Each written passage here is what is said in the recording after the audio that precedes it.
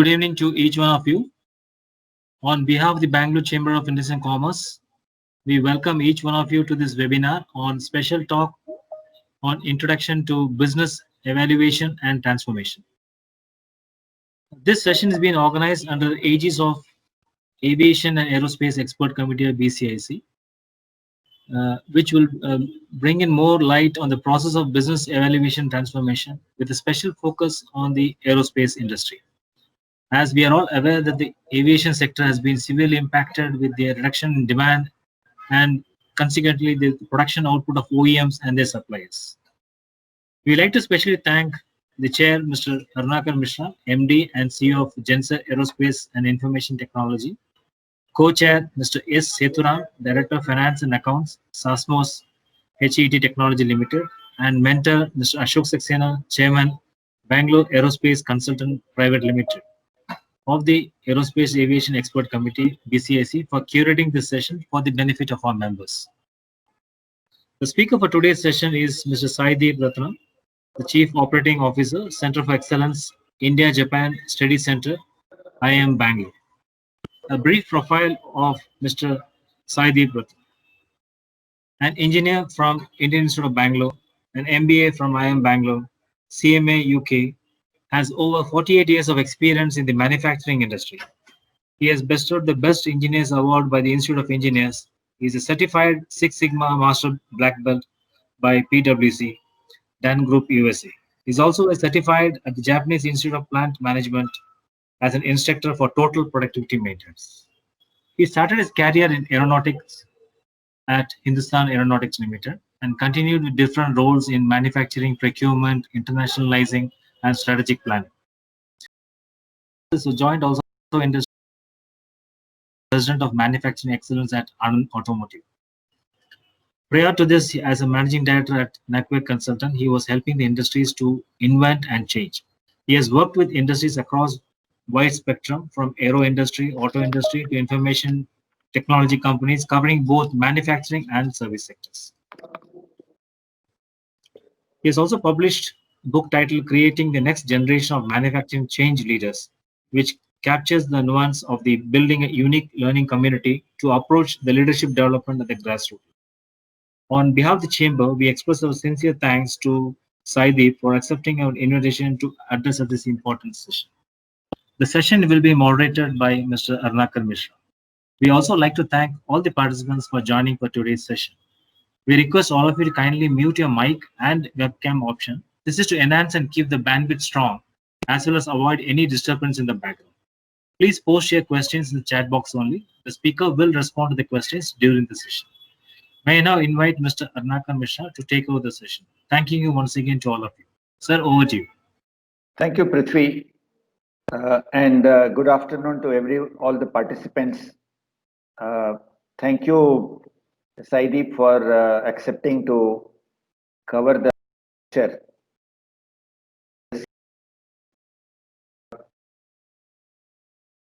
About one notch up for all the member companies and companies in aerospace. And we had said that one notch up is not a one-time activity, but after first notch up, then you have to have one more notch up. So it is a continuous activity, and in that series, Mr. Saideep Ratnam, Dr. Ratnam, I should say, has agreed to cover the first session, and so we will learn from him the tools and thoughts and the process that can be implemented for transformation, business evaluation and transformation. And we will not stop at that. We would later on plan to actually implement on pilot basis and then again on wider basis. So may I request Mr. Ratnam, the floor is for you, and we will listen to you. Thank you. And thank you very much, Karunakar, and also Prithvi for the introduction. It's a pleasure and a privilege to be in this talk. And I would, as Prithvi had introduced, I have more or less equal number of years, both in aeronautics and in auto. So it's a sort of a mixed experience, and I think I have HAL or aeronautics has been the training ground to for my whatever success that I have achieved. So I remember that very fondly. I would like to take you through a short, I won't say short, it's a presentation. So let us run through that. And as Prithvi was suggesting that you could put your questions and I will try to answer at the end of the session. So I will try and make this, share the presentation. Yeah, I hope you can see this. Yes, it's visible, sir. Yes, we can see. Great. So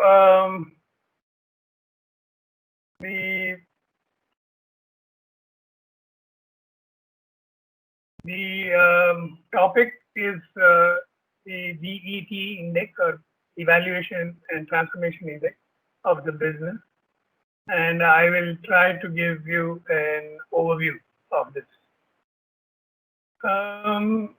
We already talked about this in the other session, but aero and defense industries, popularly known as A&D, is a multi-billion-dollar sector, and this sector is a focus market for many global A&D companies, and Indian market is particularly attractive for both international as well as domestic product companies who want to achieve growth in a non-linear way, and positions across the A&D value chain they want to focus on, and across even the platform.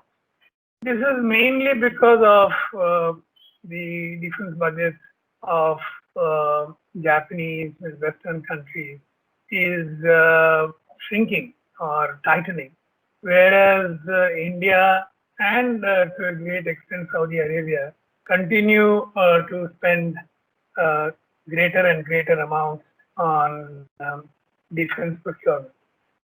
So having said that, let us just look at what SMEs in A&D industries currently are up to.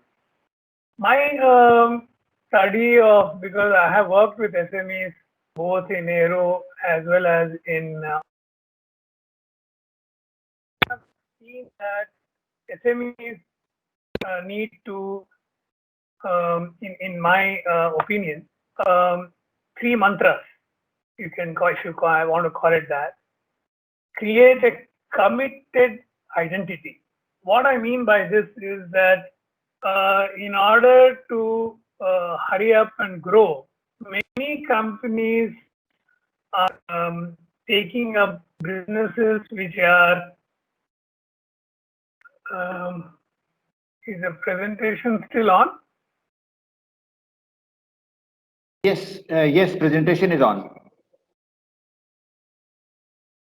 We can see the presentation. Yeah, we can see the presentation, no problem. I think something went wrong.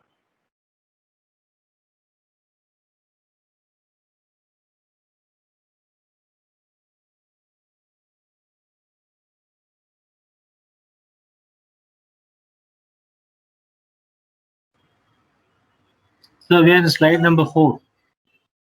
Are you able to hear me? Yeah, we can hear you, sir. Oh, because suddenly I was sort of cut off. No, Okay. we can hear you and we are able to see the screen also. Now it is not in presentation mode, it is in normal Yes. mode. Yes, I am trying to put it We on. can put it to presentation mode, yeah. So what I was saying was that committed identity and the SMEs must focus on what they want to focus on rather than do everything that one can do. It is not that way. The committed identity is going to be missing, and that is going to be a major challenge in sustaining growth. The second mantra, so to speak, is SMEs must develop a go-to-market approach or GOM, which means that they have to proactively approach customers. And many times we just wait and think that we have a good product or a good facility and people will come to us. Third and very important aspect is articulate the capabilities that would support the right execution or AC. What I mean here is if you take the A&D sector, especially, but this is also true for many other sectors like auto, quality has become a sort of an hygiene factor. Without quality, you can't even enter, forget survival. Therefore, what happens is the aspect of capability building is not just limited to adopting industry's best practices or developing expertise in say machining or sheet metal work or any focused functional expertise, but rather in building capabilities so that the company can live its committed identity, what we talked about at the beginning. So in a way, these three, you can call it as the three mantras for an SME to succeed. Of course, this is true for A&D, but also true for many other sectors as well, but more so in this aero and defense industry. So in our way of thinking, we many times think of capability building means get yourself a foreign partner. But I think that is a very poor approach to this. We must instead make ourselves attractive partners so that people will come to you. And also the capabilities must be institutionalized rather than fly by night. It is there today, but starts decreasing tomorrow. That is no way to get a sustained business muscle. So having said that, importance of SMEs, I thought it's important to refresh. Many of you know all this, but important to refresh that it is one of the biggest job provider, more than 11 crore jobs across the country. And of course, it is also the engine of growth. And India has witnessed a remarkable growth over the years. And this is also a sort of an indication of that growth, because currently it is almost 8 to 9% of the GDP and expected to increase rapidly. Our export is very largely dependent on this, and more than 40% is on this sector, SME sector. And our manufacturing output is a large proportion of it is coming from the SME. The deciding factor, in a way, in any economy, in India's economy especially so, is it helps in reducing unemployment, eliminating poverty, and blurring the income inequality, especially because SMEs can be started with relatively minimal investment in the capital sector. So government is very well aware of all this, And therefore, if you see, government has focused on, especially on the A&D sector. It has liberalized the investment. FDIs up to 100% is also allowed in most categories. Allowing movement with speed, because very quick decisions are taken, granting of licenses, etc., are very, very fast. Driving indigenization, we all are aware of IDDMs, design and develop and manufacture programs indigenously. So this is also covered in our plan, the Government of India's plan. And of course, we all are aware, as we just discussed, the capital budgets are high and increasing. And there are some structural changes also which the government has done, like removing all these approval boards, etc., so that FDI can also flow in. And of course, this is to be done more so, but currently it has been reduced, and the trend is also to reduce it more. So, considering all that government is focusing, and industry is very, very, SMEs are very, very critical to our economy.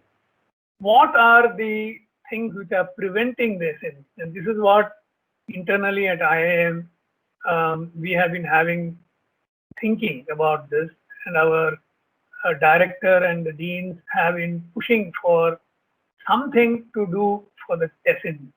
And some study, which is a recent study, has identified that technology, both product technology and the process technology, is one of the foremost, or lack of it is one of the foremost challenges to the SME. Finance is, of course, a very important element, and the government is well aware. And as you will see in the next slide, a lot of efforts are being done, thinking that finance, if you provide, and the engine will start running.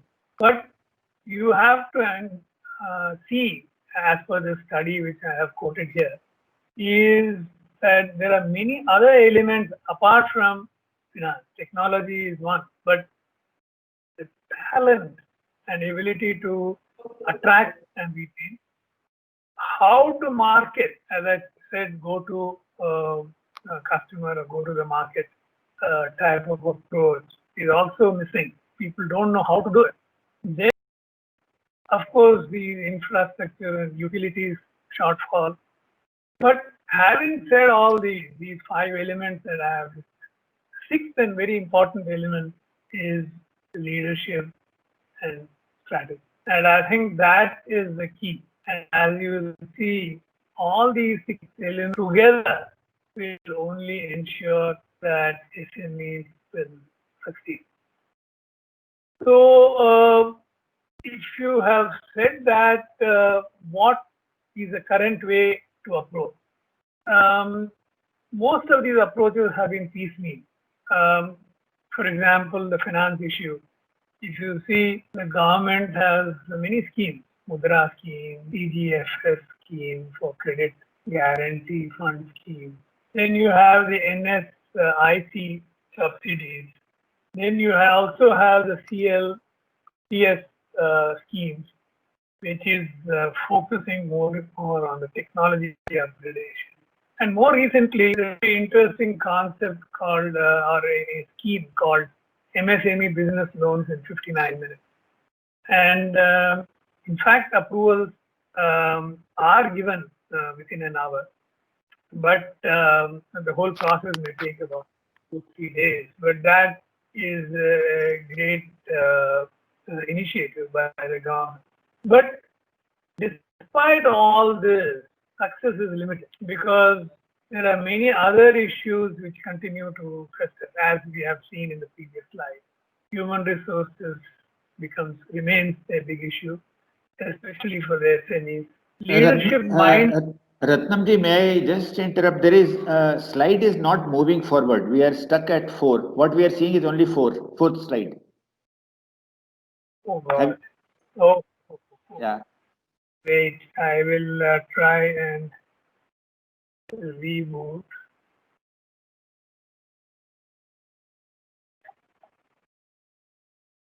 So yeah, now it has moved. Now it has moved. Now you are able to see. Yes. Are you seeing slide 8 now? We are seeing, yes, slide 8, current approaches. Yes. So before that, let me just summarize what you have missed. This is what I think was shown. We have seen. Yeah, we have seen this. So the importance is that it's a big generator. Now, are you able to see the sixth Yes, slide? yes, yes, yes. Okay. So it is an engine of growth and big employment provider, and it provides big chunk of our GDP. 8%, but slated to increase. It's an export hub. It is also a manufacturing output. Proportions are very high. Having said all that, so it is an unemployment reduction, poverty reduction, and inequality reduction. All the three areas SMEs are contributing. So what I was saying is that, are you able to see the slide 6? Yes, yes, we can see. Okay. Sorry to keep cross-checking because I want to be making sure that. Yeah.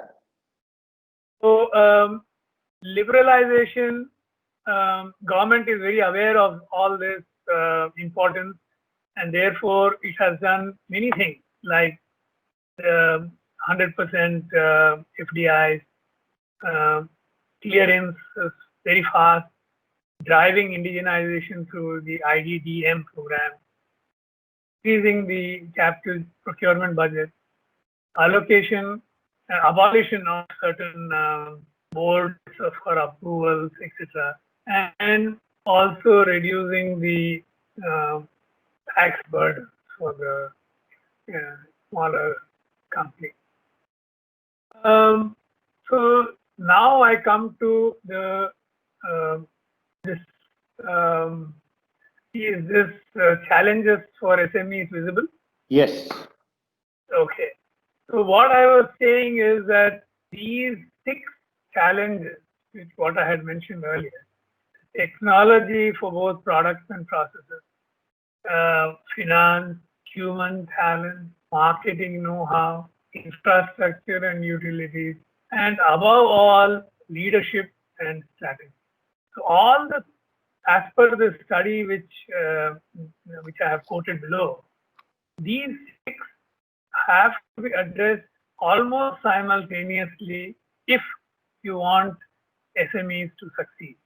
And that is our major challenge, because if you look at what the government is doing, now I am on slide 8. Yeah. Yes. Okay. What government is doing is it is approaching the finance issue, for example. It's a piecemeal issue. There are many initiatives like Mudra Scheme, CGFS, and National Small Industries Corporation Subsidy, CLCS. Then this MSME business loans in 59 minutes. So all these approaches have been introduced by the government, but success has not been, the impact has not been that great, because as I have shown in the previous slide, there are many other issues like HR issues. You're not able to attract and retain talent, and especially the SMEs. Then leadership is still thinking that status quo ante. That is, we will wait and see rather than forge ahead on some of the major issues of the blockages, and also basically access to technology, product technology, process technology, market. They also remain hurdles. So what is needed, and at IIM there was a big discussion about this and what IIM as an organization can do, and that is how we at IJSC have been tasked, and we have started working on, and now I am on slide 9, what is needed. Yeah. What is needed is a holistic approach to how businesses are run, not just look at finance or market or any one of those 6 elements, but look at it, all 6 elements together. And we all are aware of what the great management guru Peter Drucker had said, that if you can't measure it, you will never improve. So the bottom line is in this point, the third point, is that most entrepreneurs and also business owners, the one big mistake, the number one mistake that they do is that they fail to measure where they are. Therefore, they are running more or less their business blind. And so the big question is, how does one measure one's business performance? And there are many approaches. USA Malcolm Baldrige Award, which they started immediately in the 70s, when the Japanese took over the markets of USA. Then it was EFQM, which is Europe's, Deming, which is Japan. There are many other similar approach to this. So when we did an introspection with all the faculties and the directors and the deans as to why these existing frameworks are really not useful for the SME sector, especially. But it is true for many companies, even bigger companies, is I am now on slide 10, Arunakar. Yeah, we can see. Most of these approaches are given as awards. So conceptually, an award is against the concept of continuous improvement, because a goal is reached, award is given, then the company forgets everything, those good practices that they did, and they slide towards deterioration starts. So, of course, this is again an operational issue that these awards require an application, and this application is generally, typically an essay type of application, which is neither friendly nor easy. And of course, when an assessor has to physically come visit, spend a lot of time and money for those visits, therefore increasing the cost of assessment, which of course the assessee has to pay, and also increasing because so much depends upon assessor himself. Therefore, there is a great possibility of subjective in the assessment. So another major weakness, because it's an award type of framework, most of these approaches have a problem that they do not clearly show or transparently show the gaps in the company's performance, and there is no defined process as to how they could improve from wherever they are to, as Mr. Mishra was talking about, one notch up. How to do it? So that is not clearly coming up. So is there a need for a new approach? I we thought that yes, there was a need where the application itself should be relatively simple, and there should be a transparent evaluation with different levels of maturity of the business. There should be a clear step-by-step approach to improve if the companies do want to improve, which can be mentored by both industry and academic experts. Now, I am on slide 11. Yes, we can see. Yes, the new approach must leverage the technology using state-of-the-art software platform, which will digitally assess the application. So this is a major departure from the other type of approaches that I have listed before. And this platform assessment can then be vetted by both academic and industry experts. And therefore, you have machine learning based, AI based systems, but also you have validated or supplemented by industry and academic expertise.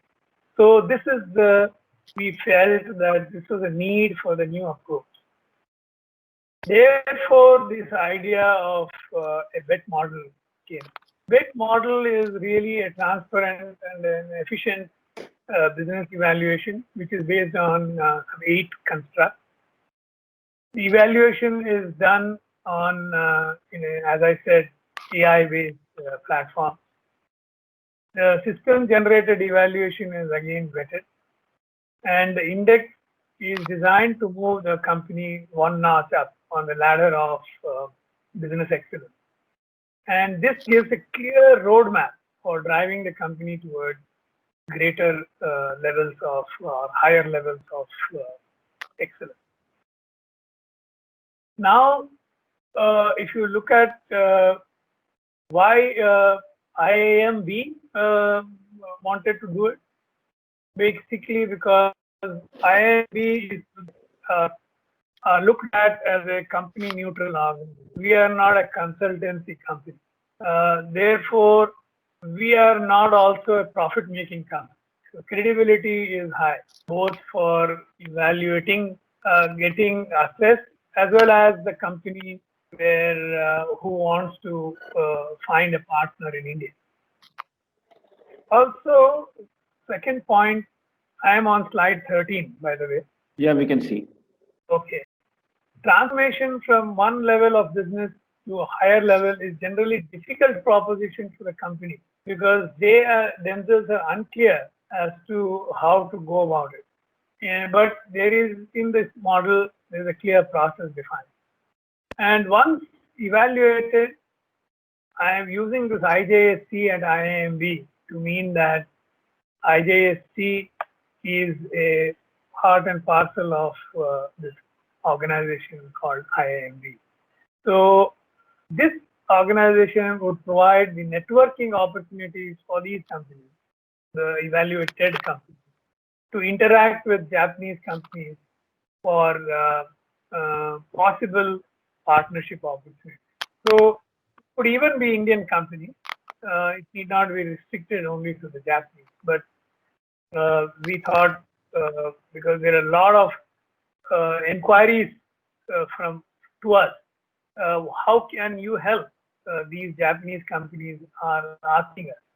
And therefore, we thought we will, because they are, as many of you know, they want to exit or at least find an alternative source to China. So this last point is that even after the partnership has been successfully achieved, we propose that we will continue to handhold the companies till the partnering relationship reaches a certain degree of stability or maturity. So this is what is the VET model that we are developing. The if you take it as an overview, what it means is that it will show a mirror of the current state of business effectiveness by evaluating a company in all the dimensions holistically, and create a vision of possible future states, because you will be benchmarking with the better companies. Also, it helps companies to develop network with other companies, either Japanese or Indian, with whom a partnership opportunity could be explored. Now I am on slide 15. Yeah. Okay. This is a spider diagram. This is, in fact, the way the company's evaluation will sort of look. If you see customer, finance, HR, conversion or a process, supplier, supply chain, leadership, strategy, and finally, environment. So if you look at this, if a company is looking only at customer and their own money making, then they are at level 1 company in the maturity index. But if they are doing that plus able to do HR and conversion or process, then they are a level 2 company. If they are doing these 4 plus they are also taking care of the suppliers and supply chain, then they are at a level 3 company. They are doing all these 5 plus they are also doing leadership and strategy, then they are a level 4 company. And finally, if they are doing all these 6 or 7 constructs, plus they are also looking at the environment, the sustainability aspect, then they are a level 5 company. So this is in a way typical evaluation maturity model that we have developed at IJSC. How did this come about, or what is the philosophy? I will quickly run through this. I will not spend too much time on this, but basically marketing is not just a pull or a push, but a combo. That is, we will do this type of things which IIM is very familiar with: seminars, discussion groups, studies. So this will be the pull, and there will be a push as well: social media, regular print media, roadshows. So it will be a combo of both pull and a push. Therefore, it is called big M or big market, not only focusing on the small. Then selecting the approach, basically what I wanted to say is that most companies look at the big C, small c versus big C. Small company versus big company. Small company is within their 4 walls of the company. But if a company only focuses on this, there are limitations for it to grow. But it has to look at both the supply chain as a whole. Then it will be a bigger company. But if they don't look at the technology trends, they will still be limited. Though they are good, they will. They have to. Suppose they do that, they are much better company strategically.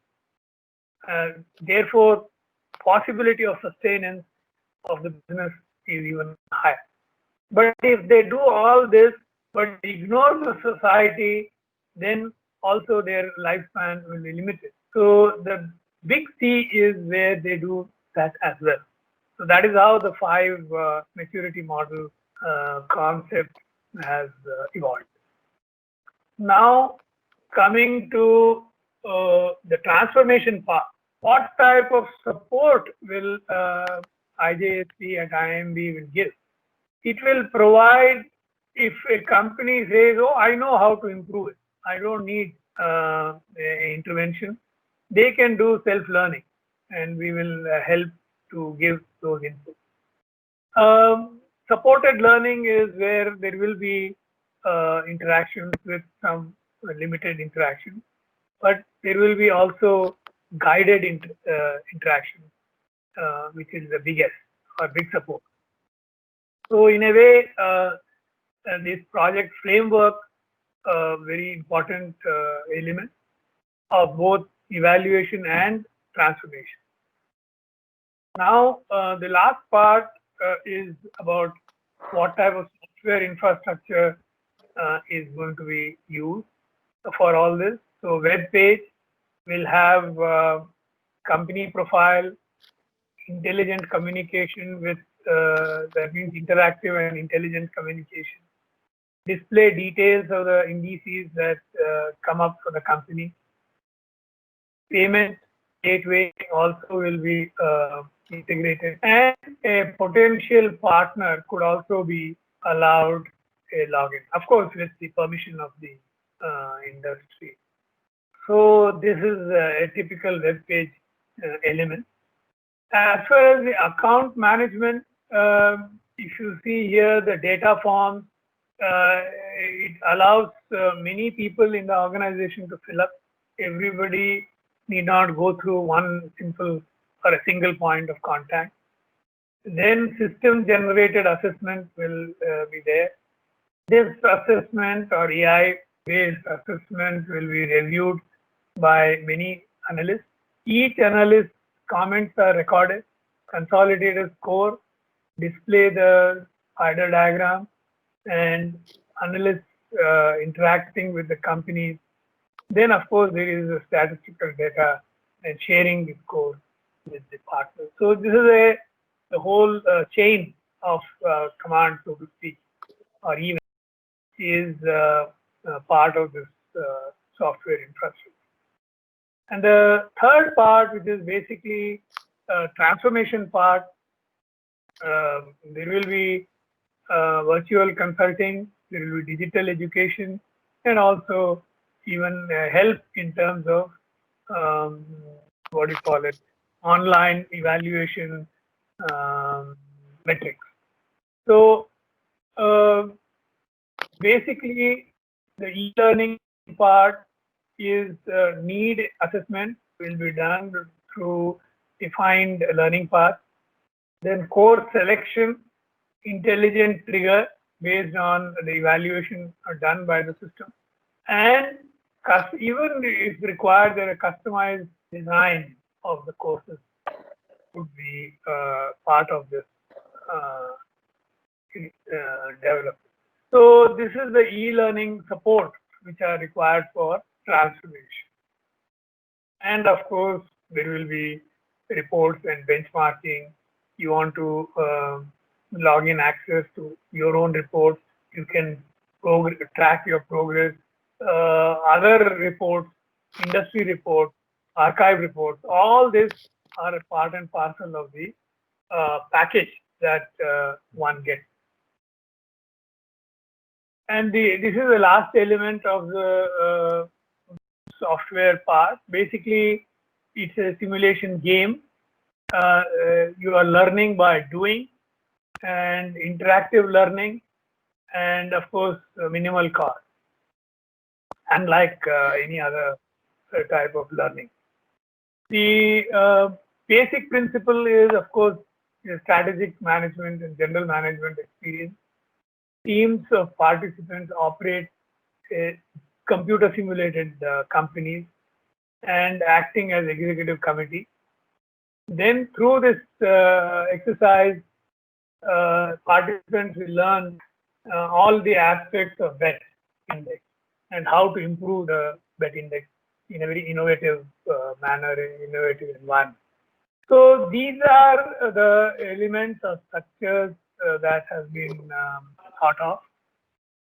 And the current status is that this evaluation framework is in beta stage trial. So it's almost all the debugging is going on now. The transformation part of the software is in the alpha stage, so basic developments have happened. Infrastructure creation and resource-based building is going on now with a lot of human resources and other physical resources are being created. So just for a quick look at what is IJSC before we sum up. IJSC's vision has been to promote understanding of Japan in India, India and Japan, and being a educational hub as well. So we focus on research, teaching, and policy outreach efforts. The mission is, I am now on slide 28. Yeah, we can see. Okay. So mission is to be the preferred partner for the academia industry interaction in the context of India-Japan initiatives. And one of the focus areas, as we discussed earlier, is to catalyze SMEs in India by an evaluation and transformation framework designed to help improve the business maturity. Increasing the industry academia interchange between India and Japan, triggering research studies of India context of 10x changes in the business environment. Of course, Corona is a classic case of a probably 100x change that has happened in the business environment. So, but all this is part of the studies which we want to do, are doing. Increasing social and cultural interface between the countries and building infrastructural facilities that could provide a platform for sustaining the initiative as this end. IJSC's partnership, one important point I wanted to share is that Mizuho Bank is a partner in IJS. They are providing some financial support. It's a Japanese bank. And other supports also, which will increase our footprint in India and across the globe. What is Mizuho? Mizuho is a retail and corporate banking unit of Mizuho MFG. It is the third largest financial service company in Japan.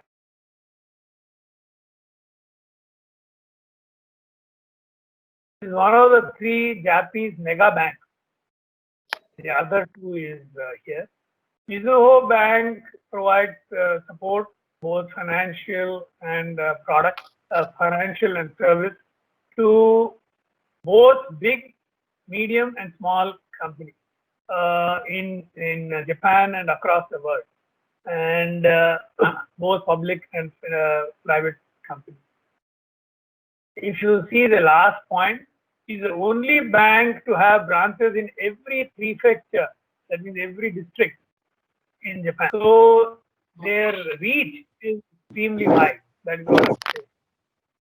So to sum up, and this is the last slide, if a company wants to improve its functioning, BET Index provides a business excellence framework, and which will help you to move up the ladder, as Mr. Mishra was talking about, one notch up. And as he also said, this one notch up need not be permanent. So L1 to L2, level 2 to level 3, etc. If a company wants to grow non-organically through technology, market, or even financial partnership, then BET Index provides such a platform, because we have such a wonderful partner in Mizuho, that both they have an extensive connection. We also have an extensive connection with Indian companies. So that is what is the third point, the second point. The third bullet basically talks that we are planning to launch a, as I said, in alpha and beta and alpha stages of development. So we should be ready for launch in December, but we want to do it on a pilot basis, and we want to select about 5 companies. And of course, this pilot launch will be free of charge, but we are planning to a full-scale launch early next financial year. So, but that Though, as I mentioned earlier, I will reiterate that we are not a commercial organization, but this is a self-sustaining initiative within IIM. So IIM is not going to fund it. As a research project, it is funding, but as a sustainable business opportunity initiative, it has to earn its key. So from April onwards, it is on a chargeable basis. So this is it. I have tried to take you through the whole gamut. These are you can go to the IIMB website, you can go to the Center of Excellence, then you go to India-Japan Study Center. You can see what the center is all about, and you have my contact numbers here. So those of you who are interested could get in touch either directly or through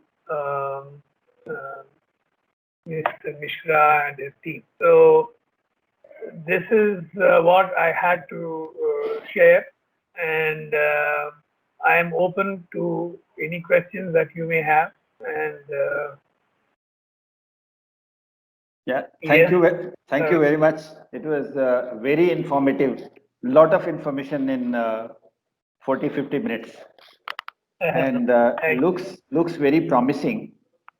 And nice that you have done this presentation for BCIC, and we should be able to select some pilot companies to an offer for this.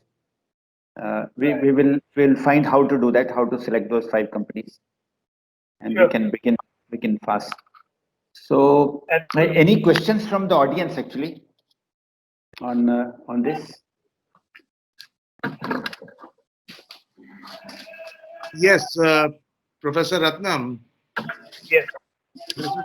Here. Yeah.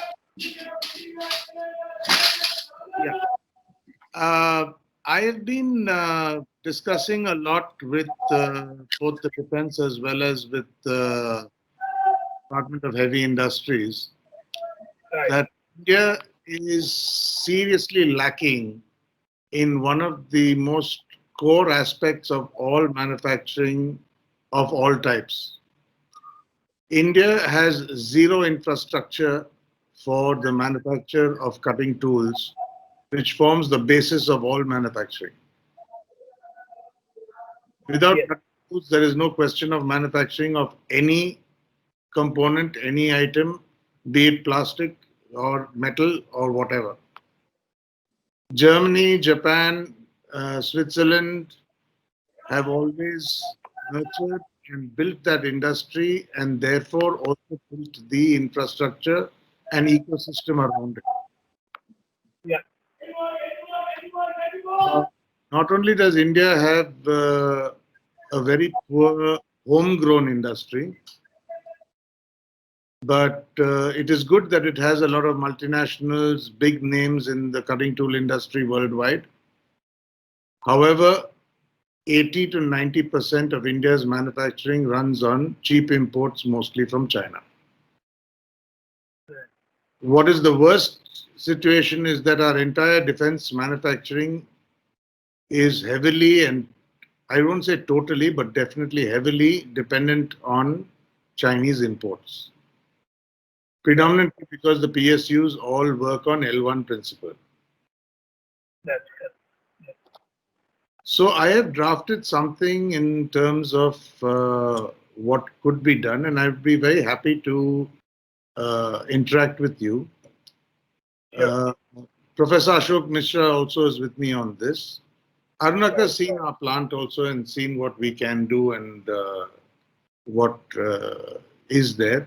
We'd like to involve you all in terms of what we can present to the government. And of course, your presentation was fantastic. And I would seriously invite you to come and have a look at our small plant. Sure. Yeah. Yes, Happy if you share your number again, because by the time I took a screenshot, you'd already moved on. No, we will share. He is part of our expert committee also. Yes, I'm aware of that. Yeah. And So- Arnaka, thank you for putting this across, but I just wanted to put this little seed into your mind Yeah. that right now and in the next, I think, 2 or 3 weeks, we will be represented at the DHI level as well as hopefully at the ministry and PMO level for this. So we would like to garner some industry experts and people who matter, Yeah. if they truly believe in what we are saying, which I don't think will be too doubtful. Very easy to analyze on that. Moreover, the Indian scenario of being globally productive rests very highly, no doubt, on machine tools and the other infrastructure around. But the predominant aspect of global productivity, quality, and thing is rests with tools. Yeah. So we'll take that at a different So level. Toshir, what we will do is, this Yeah. is a topic tool related discussion. It's a vital thing which you have raised. We will take it up fully. In fact, we can have one full session on the basic thing which you have said. But what I will request, any other person has got any query relating to BET? Sir, Narahari. Yeah. Good evening to Saideep Ratnam, sir. I hope he remembers me. Of Professor course. RV College of Engineering. Yes, Professor. How are you? Doing fine, sir. Good to listen to your voice after a long time. Yes. I was wondering, see, you were telling about the business excellence models and its weakness. Yes. And you are right in saying that this award-driven craze is also one of the limiting factors of this business excellence model. But in the specific context of A&D, that is aerospace and defense, Yes. where I think more than the business, the technology and the other components are important. Sure. How do you feel you can drive it in the Indian A&D manufacturing setup, sir? Okay. No, I think very important point that you have raised, and we are aware of that. This, as I said, A&D is to some extent unique, but to some extent it is also same as any other manufacturing or service industries. So there is some uniqueness. The uniqueness is in terms of the levels of both process and product technologies. But if you see today's world, the way aero has rubbed off on auto, the similar excellence in quality, in delivery, in terms of microns, the finishes, and what do you call it, Six Sigma, even Nine Sigma. So the approaches are more and more in terms of quality and reliability. And Correct. I think we are going towards that.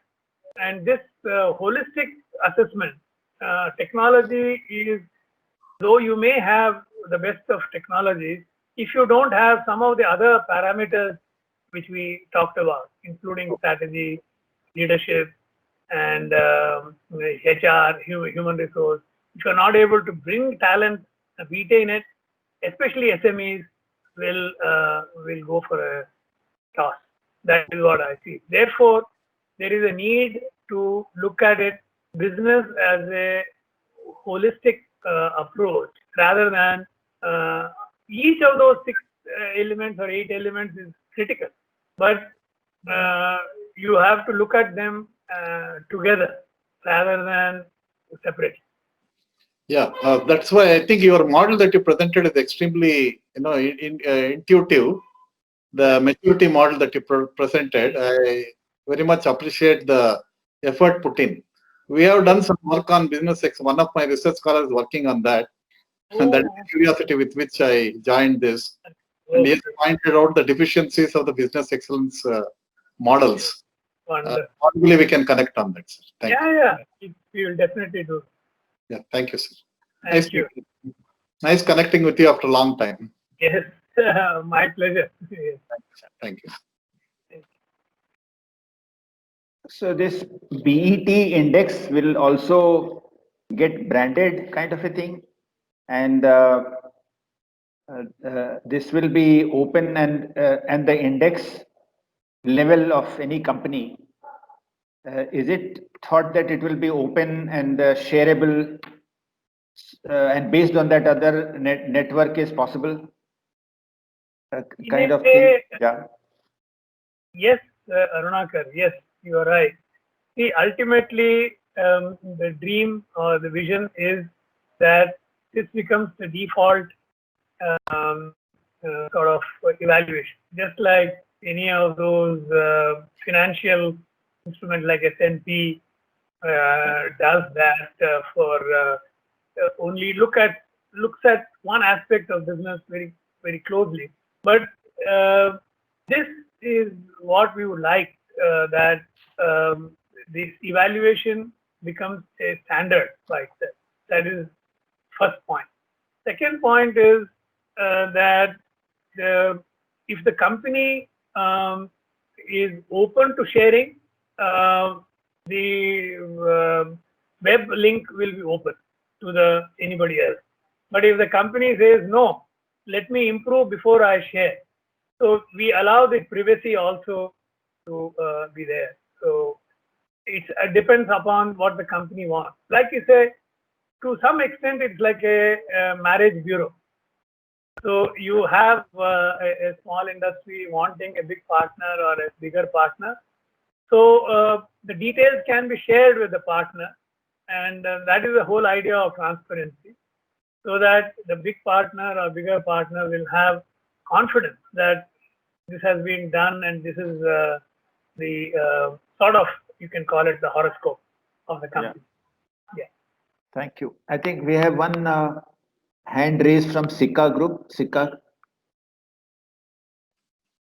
can you put your question, please? Speak out. Sir, I had one more observation. Narahari, sir. Yeah. Hello? Yeah, you can go ahead, but Sika Group, actually, he is muted. After your question, I think he can come and he can unmute and ask his question. Okay. Sir, Ratnam, sir. Saideep Ratnam, sir. Sure. Yeah. You here, sir? Yeah. I believe that UNIDO has done some similar such work on the overall holistic assessment, what they call is diagnostic kind of tool to assess business excellence in a holistic manner. Is there any reference to that, sir? UNIDO model? I am not fully familiar with this UNIDO model. If you can, where did you come across? Because it's a national quality award, as I know it. It is not a a tiered approach. It is a as I know it, it's a award system by UNIDO, but they have worked with Europe, EU, and worked on that. So European Union, they adopt that EFQM model mostly. EFQM model, exactly. Okay. So yeah, okay. Thank you. So Sika, I think one hand is raised. Maybe by mistake. By mistake, okay. Yeah. So I think, are there any more questions? Sir, from Sika. Yeah. Oh, okay. Sir, no, this is regarding Mizo Bank. Mizo Bank in Bangalore. If we can share contacts, whom can we contact in Mizo Bank? Also the schemes what they have for MSME, especially for our industry, aerospace and defense. So if you can share it, it will be helpful. The second part I didn't get. What did you say? I mean, sir, no, the second part is the schemes, sir.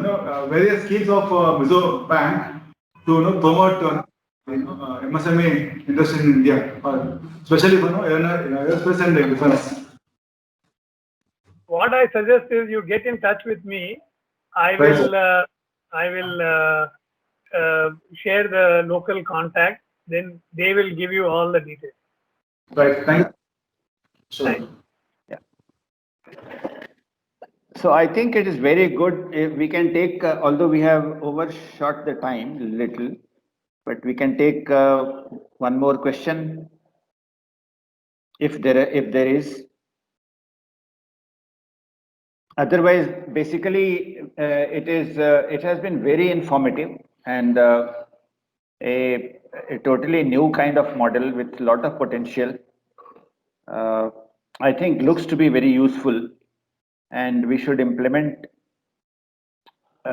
We should be in the process of implementing as soon as possible on pilot basis. So we will, from BCIC, we will try to select some companies. Yeah. And you can select companies even outside BCIC, and perhaps a mix of companies will be good, various types of companies, small, medium, into service, into manufacturing, a combination kind of thing. We will think about it, how to select and how to launch. We are targeting to launch it somewhere, at least in January, we should be able to launch after selection. Yeah. So Just thank you one very, yeah, please. Sorry to interrupt you. Basically, for the pilot, my suggestion would be to focus on manufacturing companies rather than service. Then we can expand the scope later. But let us try this pilot, because there are some companies in Bangalore, especially at the Electronic City area, who had also expressed some interest. Okay. So as a pilot, so we would like to see the BCIC's list also, and then we will together search or finalize. Yeah, we'll do that way. So thank you very much. I think this presentation has been shared. You can share it with us with BCIC office. I will do. Yeah. So thank you very much. Thank you once again on behalf of BCIC and on behalf of all of us, all the participants. Thanks all the participants. Prithvi, is there someone who wants to make a vote of thanks to conclude the event? Sir, you please go ahead, sir. Prithvi is on the other line. Okay, fine. So good. I think we have all attended. Thank you very much for coming forward together to participate in this first program. And we will have similar ones in future. Thank you very much. So we can close and conclude now. Thank you. Thank you, sir. Bye-bye. I think that was very interesting. Thank you very much. Thank you, Arma sir. Thank you very much, sir. Thanks a lot. Thanks a lot. So, sir, we will have your point some other time, full focus on that. Okay. Yes, definitely. And definitely with Professor Ratnam, I would like to have a further interaction on this itself. Yeah. And if we can forward something, I will also forward you a presentation. Yeah. Which you can have a look and take forward. Definitely. Good to see Ashok sir also there. Ashok sir, thank you. Thank you. Saxena ji, thank you for your presence. So we will close now. Thank you. Yeah. Thank you, Professor Ratnam.